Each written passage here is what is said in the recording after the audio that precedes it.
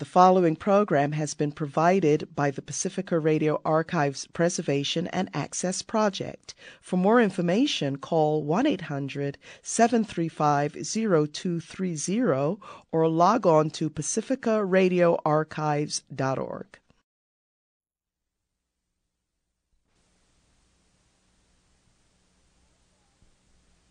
Our Father, who art in heaven, hallowed be thy name.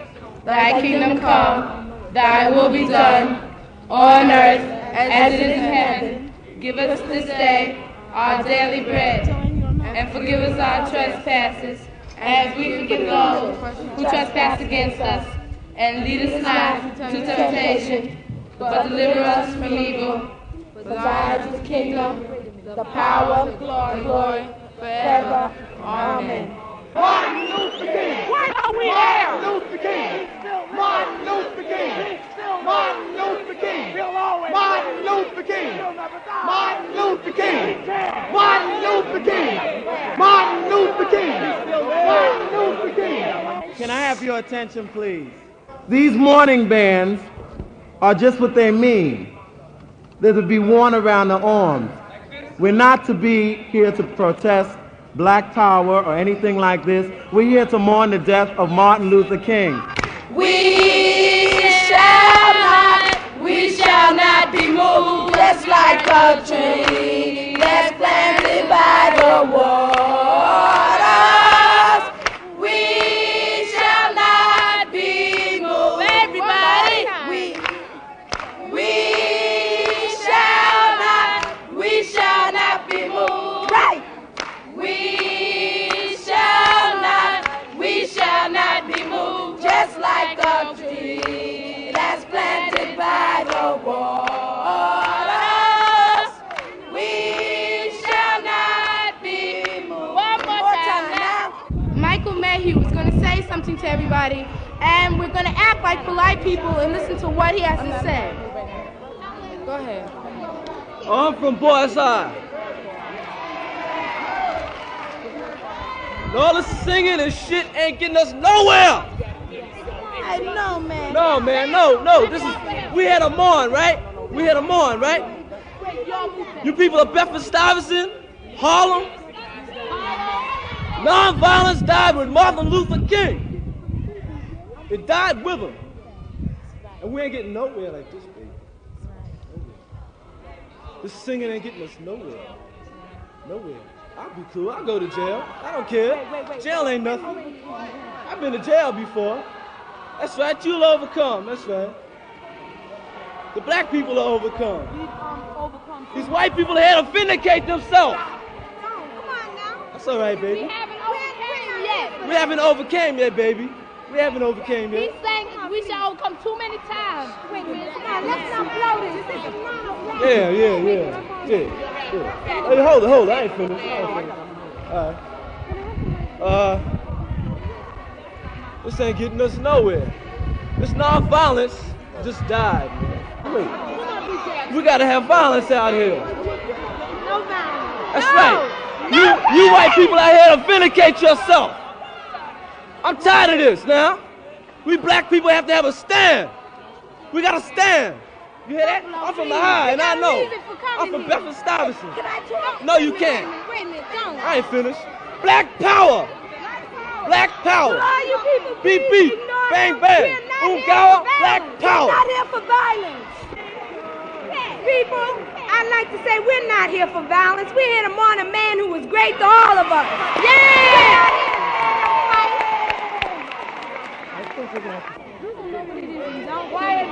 I want to make a statement to the white people in this audience right now. First of all, I think that just a minute. We are not going to get this place. Just 1 second. All right, first, I think that the people who came here to mourn and to mourn only should stay here. But there are people who came here for another reason. And I think they should go somewhere else. Now, wait a minute.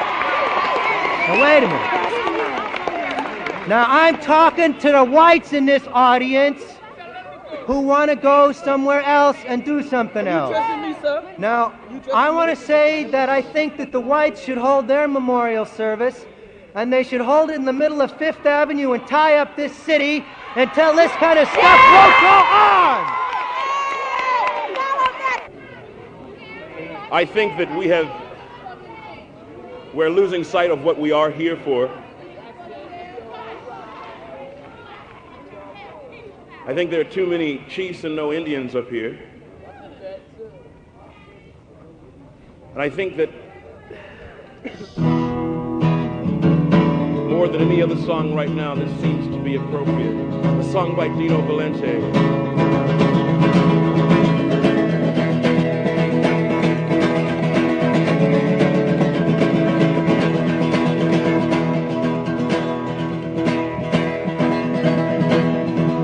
Love is but a song we sing, and fear's the way we die. You can make the mountains ring, or you can make the angels cry. Just know that love is on the wing. You need not know why. Come on now, smile on your brother. It's time to get together and love one another right now.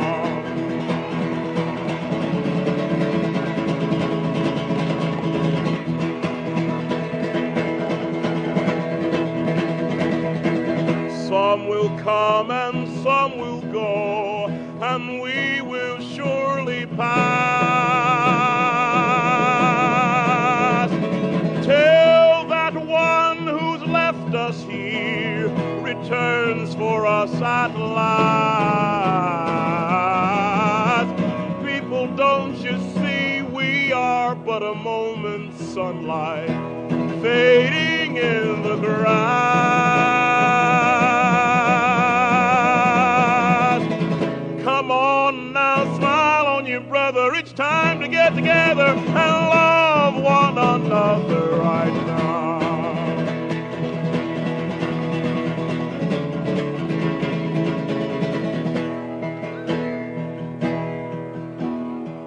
If you hear the song I sing, then you will understand that you hold the key to love and fear, and it's in your trembling hand. One key unlocks them both, you know, and it's at your command. Come on now, smile on your brother. It's time to get together and love one another right now. Come on now, smile on your brother. It's time to get together and love one another right now.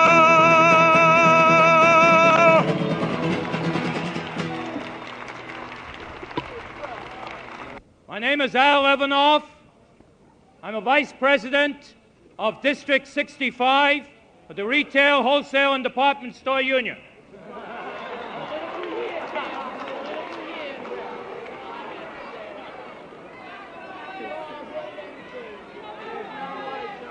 All right, cool it.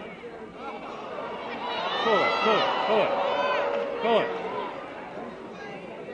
When I was asked to open this meeting, I had great hesitation about speaking as the first one, because I'm white, and there's no question about it, with the hair and everything else.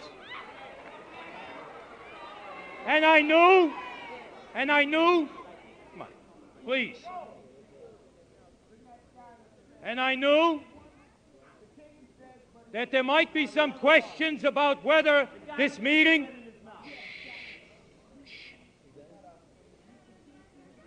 there would be some questions about possibly the fact that this meeting should be opened up by a black person. I'd like to say to you that I think it's proper for a white man to open this meeting up because it's a white man's problem. It wasn't.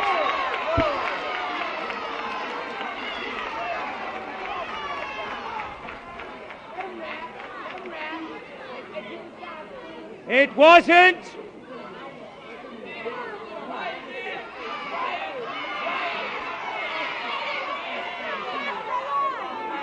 All right, hey, don't make too much noise. Come on, let me get around to it, will you, kids? Come on. It wasn't a black man that killed King. It was a white man. And it's too long, that white man have sat back, like Johnson, who had a commission, and have done not a damn thing about it.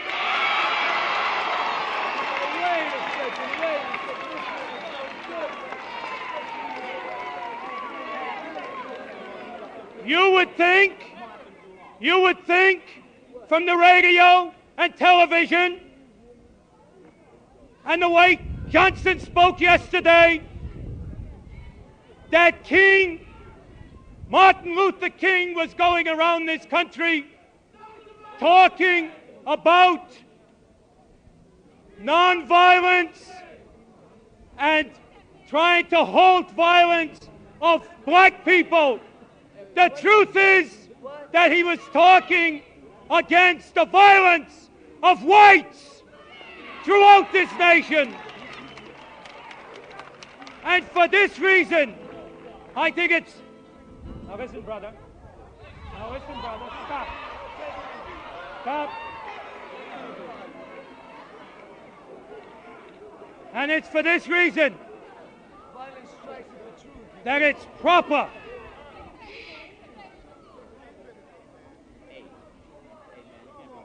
you gotta get off. Come on. Who are you? You're gonna start a riot. You're gonna start a riot, man. You're gonna start a riot. I'm with Sweet Robinson. Yeah, but you're not look, all this nonsense you're throwing out, all this nonsense you're throwing out, you starting a riot, man. Hey, it was, wait, man, it was a man who killed. This guy away. Hey, it don't matter what color the cat who killed him was a bastard, man, and it don't matter what color he is. We're talking about good people. Take it easy. Let me please say something. Please. Okay, do it right. Fucking hands up. This is the public. Yeah. My name is Lidia Williams. I'm from the Black Caucus. I'm also with Freedom and Peace Party. Do we know what we're out here for today? All right, let's prove it. Before I start, I want a moment of silence.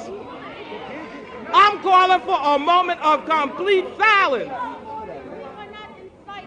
I want a moment of complete silence in the memory of Martin Luther King. I want a moment of complete silence in front and in back. You're supposed to be out here in the memory of a great black man that got killed by white racism, and I want a moment of complete silence.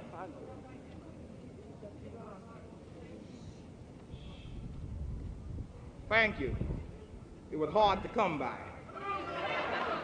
Now let's get together here and get some facts straight. It's high time that things were made plain. Last night something was proved. In Chicago, when the Black Caucus was formed, we made a 13-point resolution. One of them called for a white civilizing committee. People looked at us like we were out of our minds.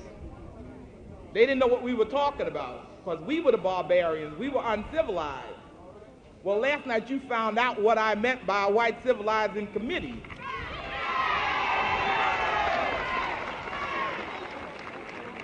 Last night, the white man's best friend was killed. His head was blown off by a white man.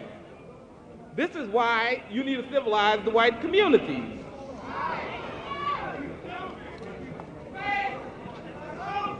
We have practiced for years being nonviolent. We have practiced turning the other cheeks. We have become masters of turning the other cheek. And while Martin Luther King had his head turned and his other cheek up, somebody got him. So where does this leave us? I'm not sure. There's some whole cards to be played. I don't know what they are, and I'm not about to discuss them down here in Central Park Mall.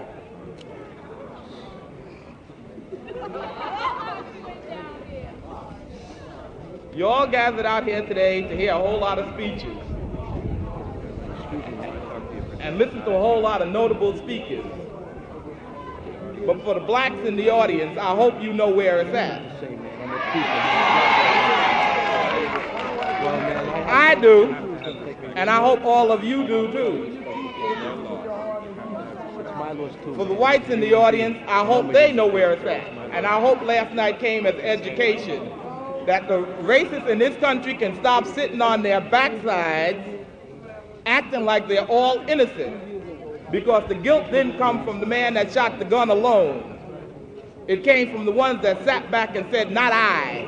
I wouldn't do that. My friends won't do that. Some of my best friends are niggas.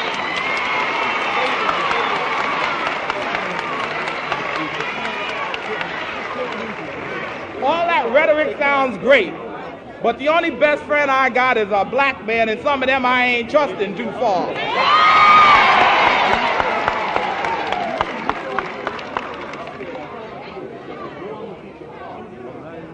Last night there was a lot of discussion on TV on who's going to take over now. Who's going to lead the nonviolent movement now? It sounded great. It went on till 2 o'clock in the morning. It was wonderful.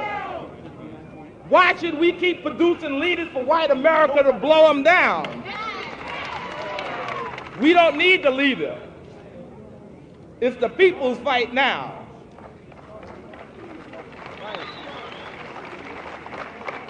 Black America doesn't have a problem. We've solved our problem. The few of us that were hanging out on the periphery that didn't know they had a problem and thought they had made it in the white man's country found out last night when their Jesus got shot down that they ain't got it made. And it's time for all of them to come home. But now white America has the problem, and they better hurry up about solving it. Southern Christian leadership called for the flags to be hung upside down because a disaster happened last night. I see them hanging at half-mast.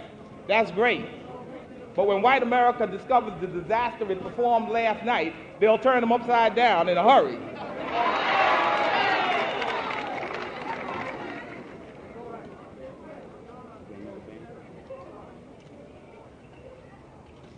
I'm also appealing to my black brothers and sisters that's here today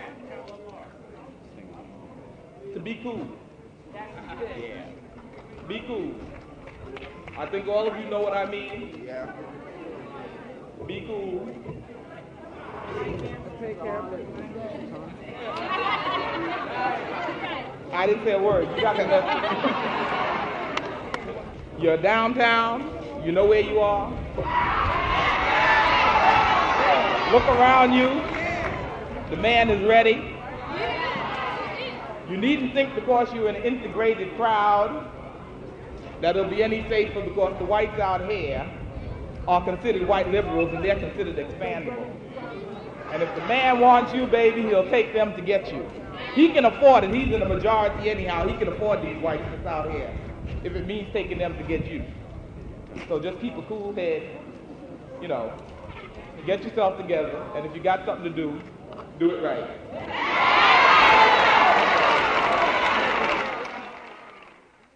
This time I'd like to introduce someone to you who's a good friend of mine and who's a great worker, a beautiful black woman who's done a lot of work. She's worked around Rap Brown and a few other of our fallen heroes at the moment. Flo Kennedy. Okay. All right. They got the last of the good ones. Yeah. Hey.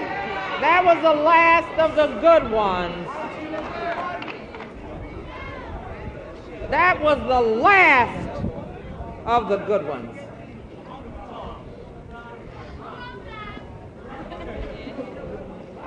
Now it's up to us. Now it's the time for the hymn singing. They're going to try to pull a Jack Kennedy. You know, everybody's sorry. Everybody loved Martin Luther King. That's why they let him go to jail. Everybody loved him. That's why you didn't hear a peep when they got an injunction against him for a peaceful march, the poor soul. Everybody loved him. That's why the Ku Klux Klan had to prevail on Johnson to call leaders of what? Leaders of the prostitution of your rights. And they're entitled to prostitute your rights because you don't do a damn thing to get them. But that was the last of the good ones. And I'm sorry about that. Richie Havens is here. I'm going to call you.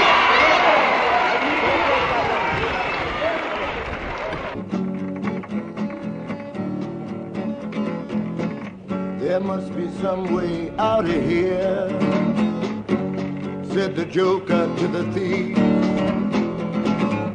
There's so much confusion, I can't get no relief. Businessmen, they drink my wine, proud men dig my earth.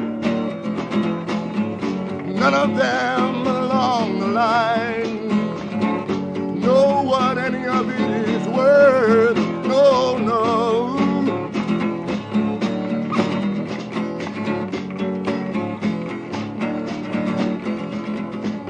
No need to get excited, said the joker, he finally spoke. There's too many among us that think that life is but a joke. You and I, we've been through that. This is not our fate. Let us not speak falsely now. The hour is getting late, late, late, late, late, late, late.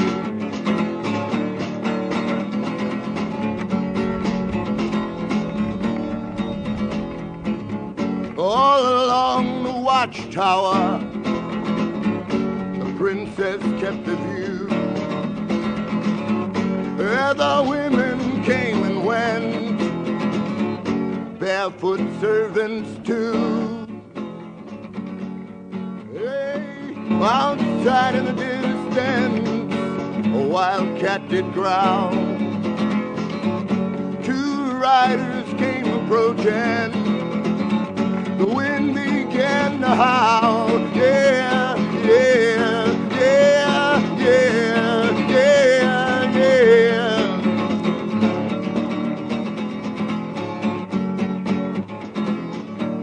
But remember, it's all along the watchtower, all along the watchtower, all along the watchtower, all along the watchtower.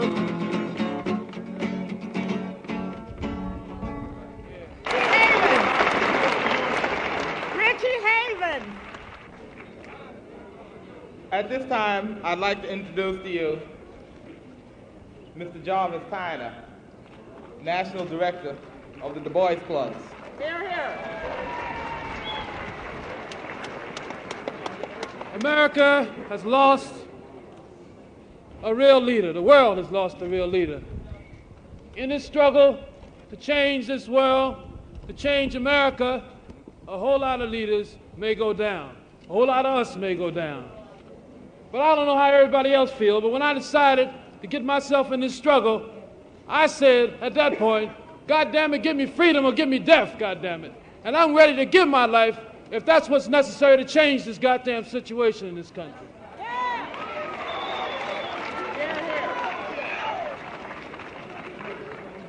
And I think we got a crisis in this country. I think we got a situation here And I think the answer is in the thousands of people that's standing out here today. We got the answer. The answer, goddammit, is struggle. The answer is fight. The answer is stand up, be proud, be black, but fight. Now I think everybody gathered here today wants to do something. They want to feel their power. They want to express themselves. I think we ought to leave here today, and I think we ought to go down and confront Mayor Lindsay. It is that bastard that's called for tanks in Harlem. He's got a nerve to pretend to be the freedom, to be a friend of black people in this country, and at the same time, he's signing their death warrant. With all these repressive laws he's passed, with the millions of dollars he's spending on tanks and guns, I say we march from here through Times Square down to City Hall and confront him.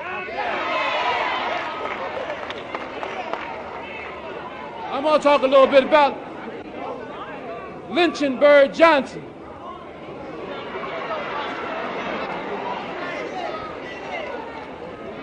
That racist fascist had the nerve to stand up and use Dr. King's distorted image and use him for his own gain. He's supposed to be against blind violence. What the hell are they doing in Vietnam? Go, brother. He's supposed to be against blind violence. What the hell are they doing with the National Guard, with the riot guns, with the billions of dollars they're spending to kill black people?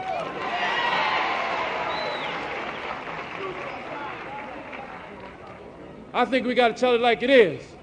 America is a violent country. Let's tell it like it is. Now, the LBJ said in the State of the Union message, we're going to start a war on crime. That meant war on black people, let's face it. He said we won't tolerate violence. Violence won't bring progress. That meant black people stay in your place, goddammit, because we're going to kill you. That's what that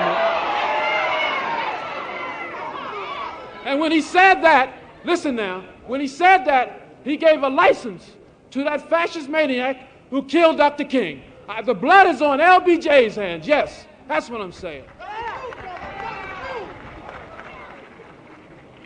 Today, we need the most massive kind of struggle that we could ever muster. I think that's what Dr. King stood for, and I think that's why he was killed. Because he called the millions together. Because he rallied the millions to struggle. His poor people's thing in Washington was to bring the millions together, to express their opposition to this war, to express their need for jobs and against oppression and poverty. And I think that's the kind of direction America needs now. Now's the time to end repression. Now's the time for 2 billion jobs this summer. 2 million jobs for the unemployed black and white. That's what we need now. Not a penny more for oppression. Not a penny more.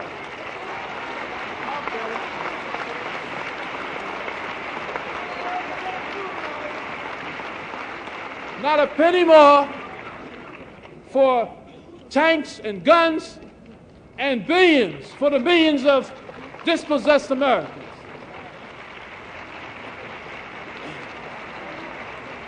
On Monday, we got to close down this damn city. I already talked.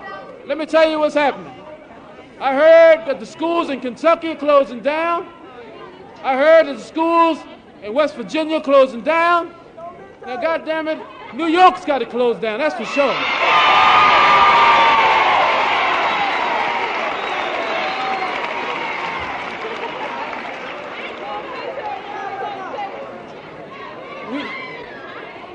Racism's got to go. The riot guns got to go. This system's got to go, goddammit.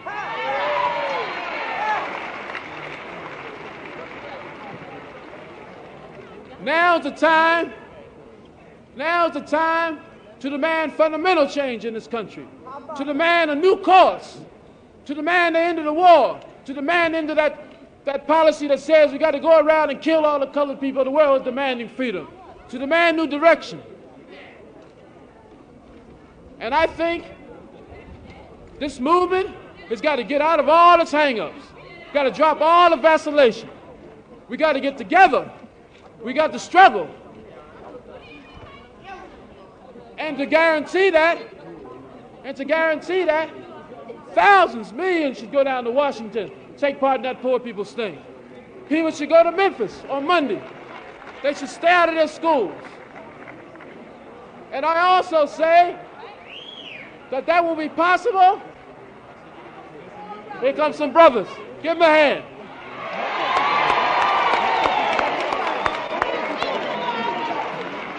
Racism must go. Racism must go. Right about now, we would like to introduce a man who is supposed to run with Dr. Martin Luther King as vice president on the Freedom Ticket in California. He is the foremost authority on helping people evade the draft. He has been arrested many times for helping us, the brothers and sisters.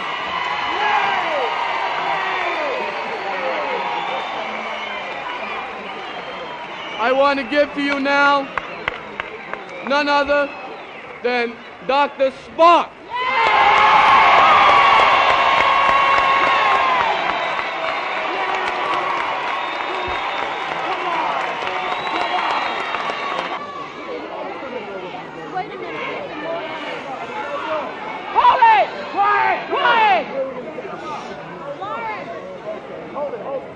Quiet, please. I had great respect for Dr. King, and I had great love for Dr. King.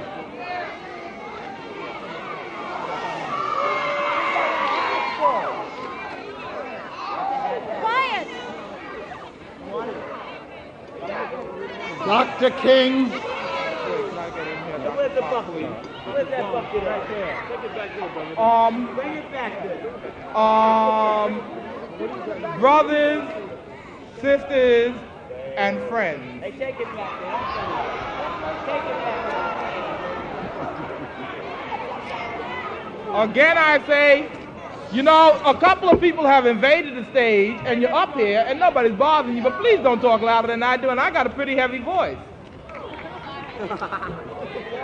Now, brothers, sisters, and friends, I know the mood is hot, and I know how you feel. I was out there last night, too, and I was feeling pretty bad. But when Flo Kennedy told you about some of your white allies who have done things like help raise bail for people like Rap Brown, when some of us weren't able to contribute as well as we could, and things like this, and some of our black brothers got in trouble with the draft, and some of us either couldn't help them or didn't know how to help them or didn't have the means, there were people who were willing to help them. And I think at a time like this, in the memory of Martin Luther King, the least we can do, I mean, there's enough white racists out there for you to take everything out on. There's enough of them. Because if you look around this park and you realize how many millions of people there are in America, you know they ain't all here. So there's a hell of a lot of them left over for you. But at this time, I sincerely beg and beseech you, please, let Dr. Benjamin Spock get a word in edgewise.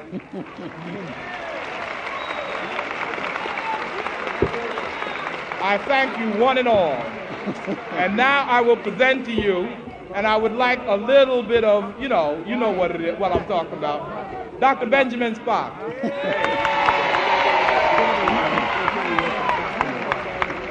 I'm impressed that a woman can do so much easier than a man what was just done silencing this crowd.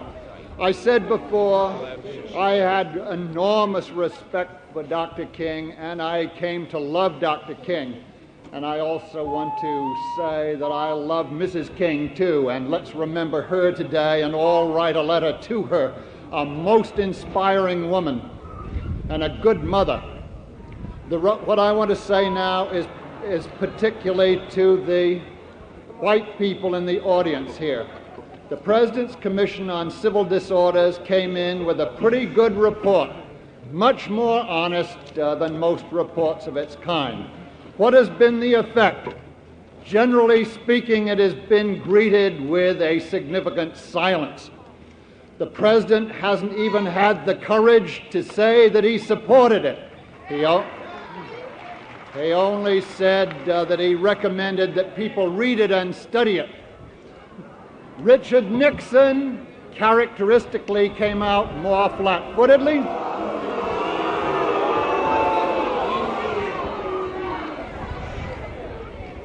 He said that it didn't put enough emphasis on oppression in the streets, and we know where he stands.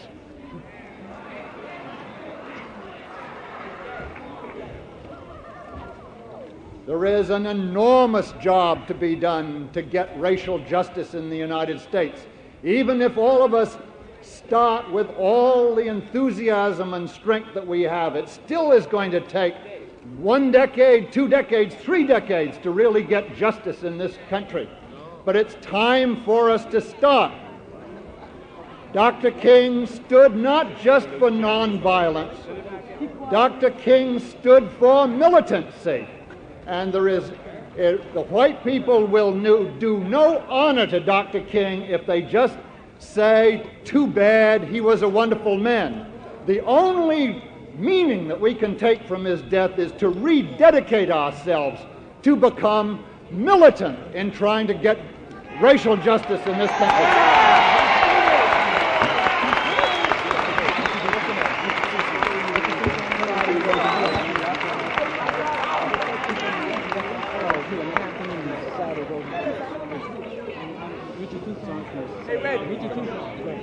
You ready? Okay. Can I have a hand with Dr. Spock?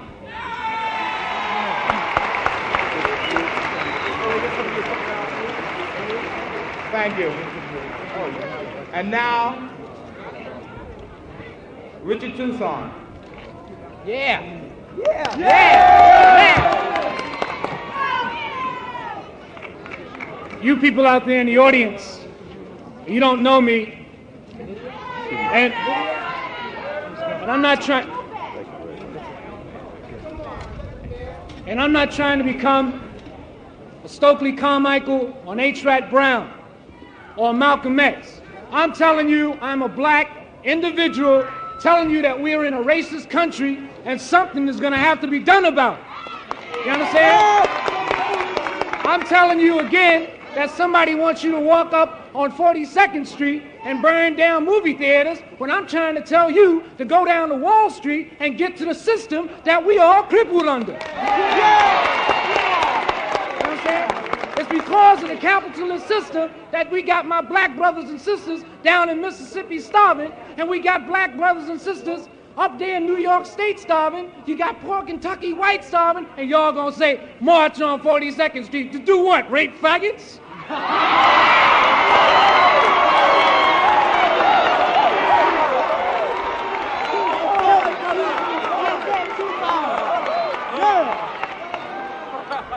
It's right here in the United States of America where you got to become, right here, you got to start thinking, what's happening to you?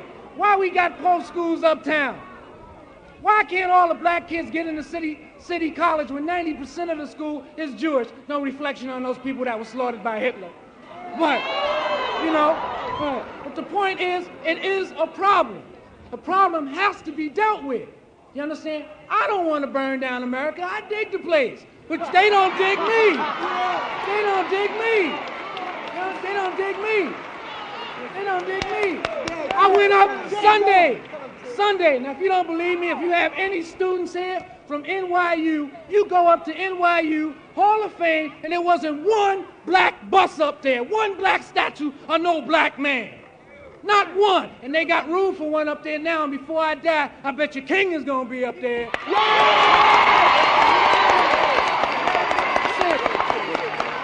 That's it. King is going to be up there. I say it again.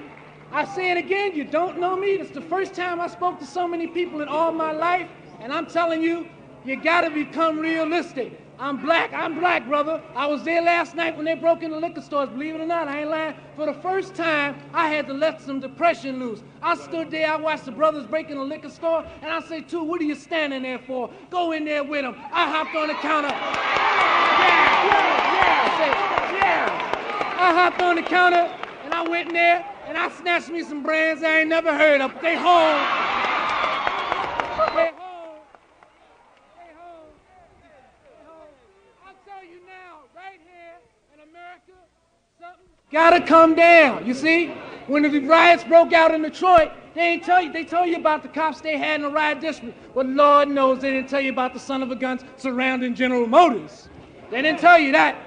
They gonna keep the General Motors and Dow Chemical Company. They gonna surround all these things, you see, because they don't want you to get to them. But this is the power structure right now that's laughing at, I don't know how many of us in here, 8 million, 2 million, they laughing at us because they say, these people ain't gonna do nothing. They gonna rap all their life, they ain't gonna do nothing. But I'm telling you, time has to come now. If a man feel like he's ready to die, and I'm ready to die, something's gonna have to go something.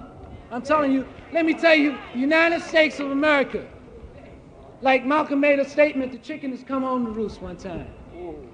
And he meant, if they killed President Kennedy, you know, they don't think twice about killing you. And we seen that. We seen that in Birmingham, Alabama. 4 little innocent girls, children. Ain't nothing been done about it. Chicken hearts day, right? Right? You know what I'm saying? Again, the same. Here's a man, Martin Luther King, who preached nonviolence, who was a Baptist preacher, a Baptist preacher on the white Protestant Anglo-Saxon beliefs who preached nonviolence. And what happened? He died on that platform. He died on that platform.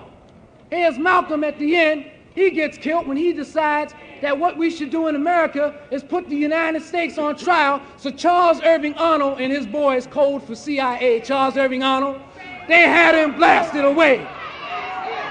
They had him blasted away. You understand? So I'm telling you now, either do 2 things.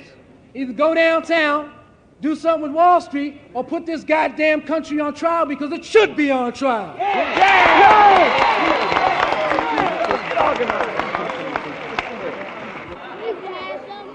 Now, we have something beautiful here. All of us here are grown. All of us are grown here, or pretty near grown. But we got somebody up here who wants to read a letter to you that they wrote and that they took their time to come over and read. This letter was written by the 4 kids standing up here. And they took their time to come over here because they figured they wrote a letter to Mrs. Martin Luther King. And they had the good sense to know that they're not going to be able to get down there to give it to her. So maybe through the mass media, she'll be able to hear this if you all shut up and let us hear the letter. We feel sorry that your husband died. We all felt sad that he died. The whole world is sorry that he died. Martin Luther King didn't want nobody to fight. We are all going to the memorial service in Central Park today. Sincerely, Louis Medina, Juan Rivera, Stephen Vickers, Victor Medina, and Mr. Watkins. That was good.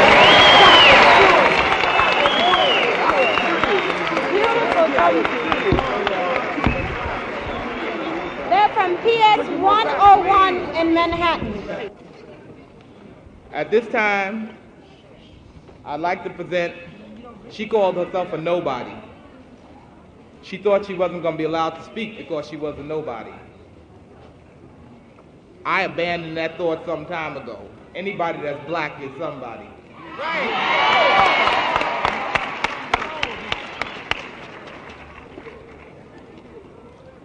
What she means when she says she's a nobody, you're not going to scream when you hear her name like you scream when you hear A-Trap Brown. You're not going to faint away like you do when you hear Leroy Jones. You're not going to applaud like you do when you hear so many other notables. But all these people are representing, supposedly, the people in the community. And this is the community. Her name is Henrietta Thompson.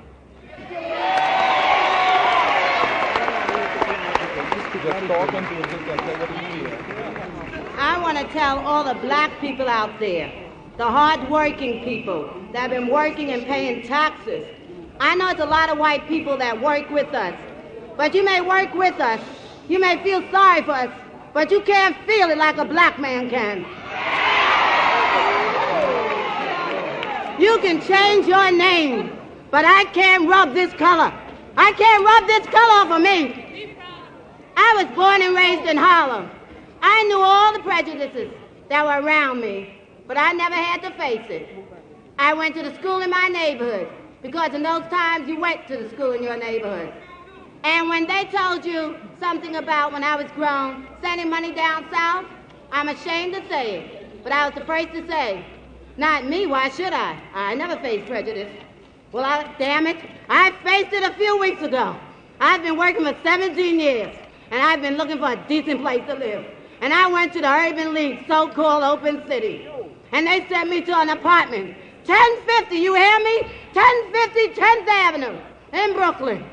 And they told me, now they took it out of the Jewish press, but don't worry, sister. If they don't rent it to you, we will back you. Well, you know, we have finally found an apartment in the slum section of East New York to go out to work, to leave a 12-year-old child out in the street, to leave my daughter 3 years old. Damn this country. Damn it. Burn it down and rebuild it.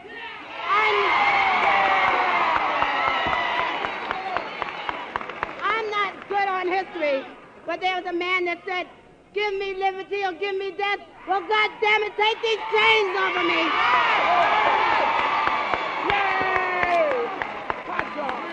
I'm tired of this talking. How can my son go to fight under what flag? Show me his flag. Show me his country. What damn country? We can't even say Africa is ours, because too many of them are in it. Too many. Change my color, and I'll give you my name. But I can't go to places you can go. And don't tell me I can.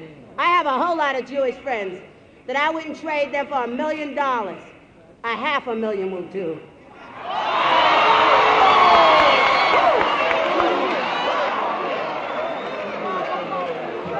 Beautiful.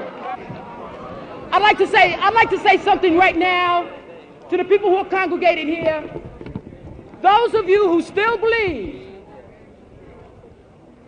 in the ideal of the American dream, those of you who still believe in the non-violent method of achieving a means, those of you who continue to this day to teach in philosophy, to teach in science, to teach in history courses, to brainwash brothers and sisters, those of you who continue to believe that we can achieve our freedom in this country without violent struggle, the day is gone over. It's over. I'd like to tell you right now, with Dr. Martin Luther King, the dream of achieving rights through nonviolence died. It died. I want to tell you now, there are people now who are utterly disgusted with the system as it stands now. We've tried to work within the system. What we got for it is the committee investigating the Mississippi Freedom Democratic Party. That's what we got for trying to work within the structure. You continue to believe that we can make it. You continue to believe that crap. And I'm telling you, Rap is in prison. Leroy is going to jail. Martin Luther King has just died. Malcolm X was assassinated. How many more of our brothers must die before we realize that we've reached an impasse? Right there. How many more?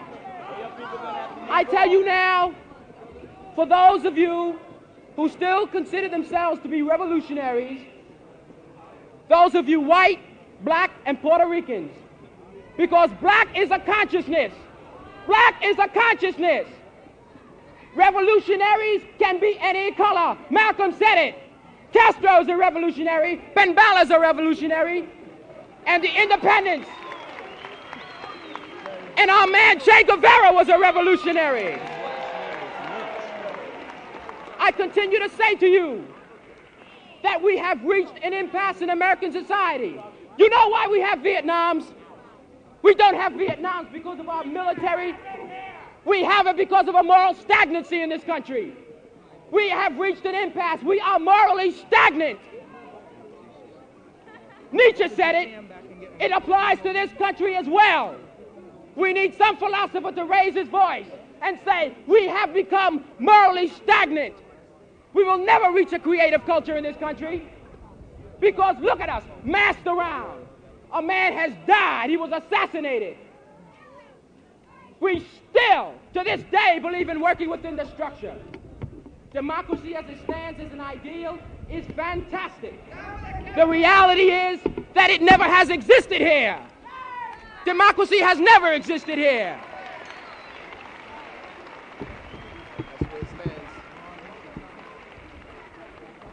I don't particularly care what color skin you are. I am a revolutionary, which means I do not believe in working within the system. We will achieve our freedom, and those of you who have reached a measurable degree of success, those of you here who are white, and that encompasses all nationalities, Jewish as well. And above all, Jews should know. Above all, Jews should be conscious of what's going on in this country. They are celebrating the 25th anniversary of the Warsaw Ghetto. 1964 was our ghetto. Watts was our ghetto. Detroit was our ghetto. Newark was our ghetto. We'll continue to have it. We're wondering where most of you are going to be. Many people have said, arm yourselves or harm yourselves. Begin to think about that. We are not going to stand by and be slaughtered. Those of you who are middle-class bourgeois blacks, begin to remember that when the man starts shooting at you, he doesn't give a damn if you make $25,000 or $3.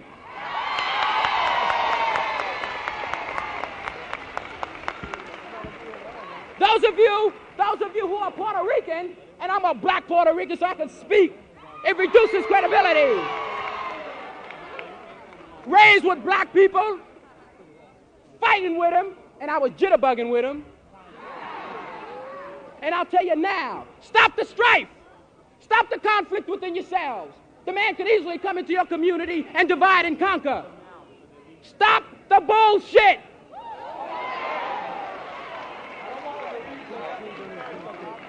I'm a black Puerto Rican. I'm an individual. I'm a black man.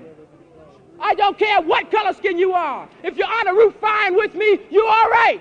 If you're out in the street, you gotta go. And that's where it's at. Stop the strife within yourselves. We are not going to achieve any meaningful progress in this country without forming some kind of a revolutionary action group. And cut the jive of going out there in the street and saying it. Conspiracy is where it's at. Let me tell you now,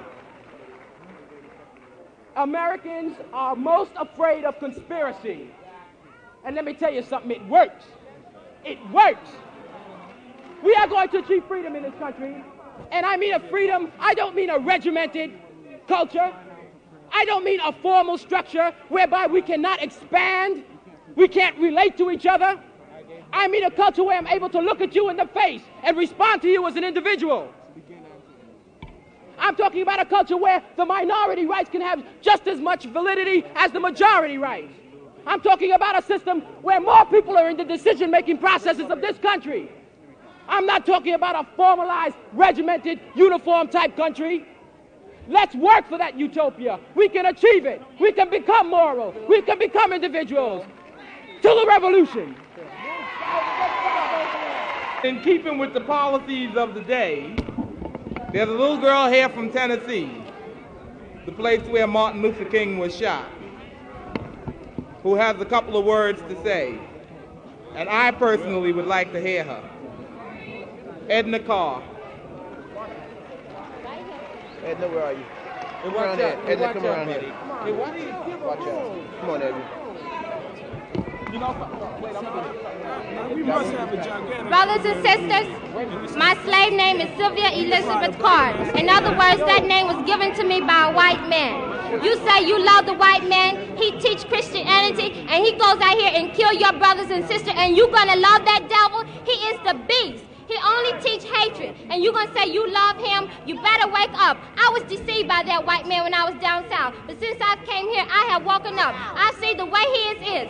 I can't love that white man. Only thing he taught me to hate him, but I understand him. I understand that devil, but other words, I'm trying to love him and understand him, but he is still the devil. He is the beast. You go on ahead, you see he has taken your culture from you. You have nappy, kinky hair, but look how you trying to imitate him by wearing straight hair. You trying to do everything like the white man. Yeah. You better wake up. When I walk on the trains, all I see a white man looking up and down me. He respect me. But when you go in a train with a wig on your hair, with a lot of makeup, trying to be like Whitey, he low race you. Go on with your nappy, kinky hair. You're a black woman and you look good with it. You hear me?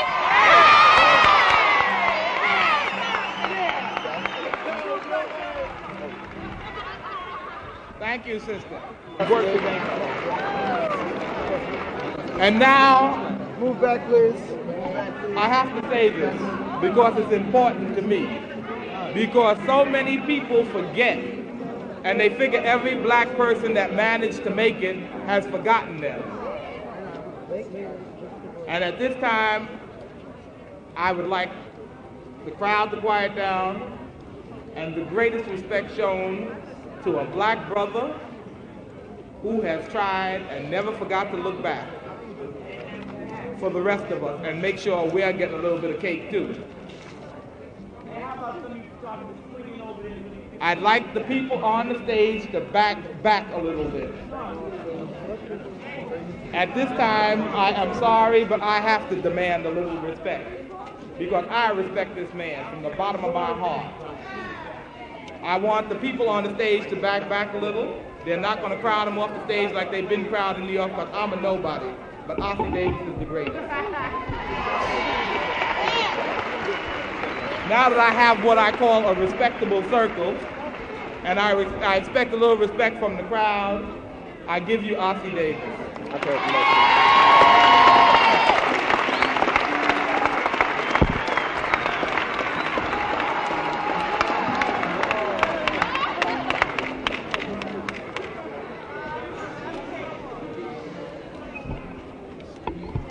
Brothers and sisters,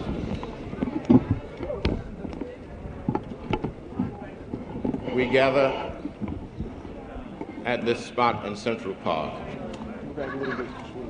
to make a statement of expression of how we feel about the world as it stands before us. A great man has fallen, and the world waits for our response. The fact that he was an apostle of love and nonviolence might have led many in the world to mistake his personal courage as a man. But nobody who listened to the last words he said on the night before he was slain can doubt that Martin Luther King was one of the bravest black men we have lost in this struggle.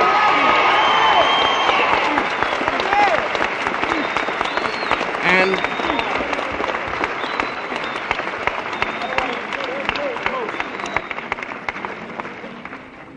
Martin King left us not only the example of his life and of his thoughts and his philosophies and his teachings, but this is more important to the young people in our country, to the black people in our country.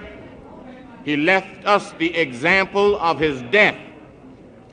He knew it was coming, and he didn't run, he didn't change, he didn't back down. He went forward and he met it like a black man always meets it.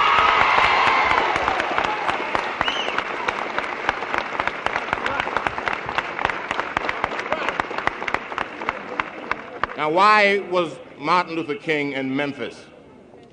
Was he there just preaching sermons? No. Was he there holding a seminar on nonviolence? No. He was not there delivering a lecture or receiving a Nobel Prize from the high powers of the world. He went to Memphis to help his black deprived brothers win their bargaining rights from the city of Memphis. And we have got to go and see that they give it to them.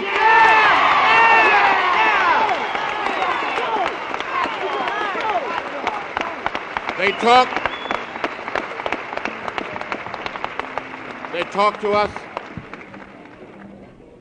talk to us about what kind of people we are.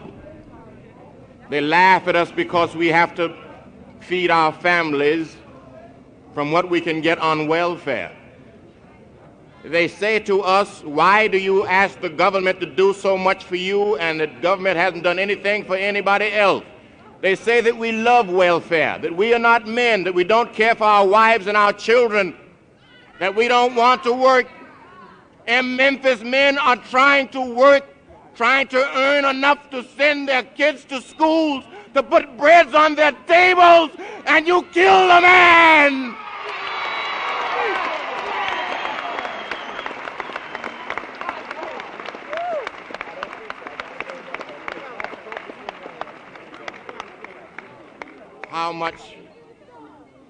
How much America do you expect us to bear? There is no time left. When we had another brother who stood up for his people, he was gunned down in February of 1965, Malcolm X. Yes! Just before Malcolm died, he went down to Selma, where Martin Luther King was having some trouble, and Malcolm went to offer him his hand in friendship. And Malcolm said, we may differ, Martin King, on tactics, we may differ on philosophy, we may differ on many things, but you are black and I am black, and let's not forget that, and let's stand together on that basis.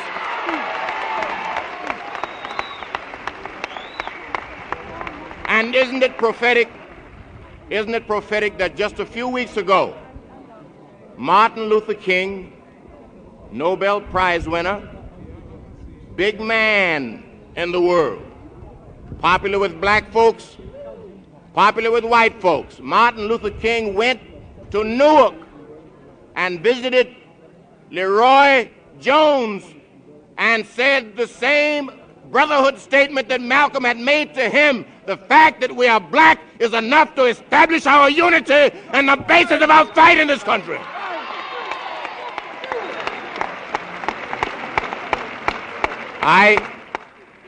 My wife and I are looking forward to being in Memphis on Monday to carry forward the march that Dr. King was going to. I don't know.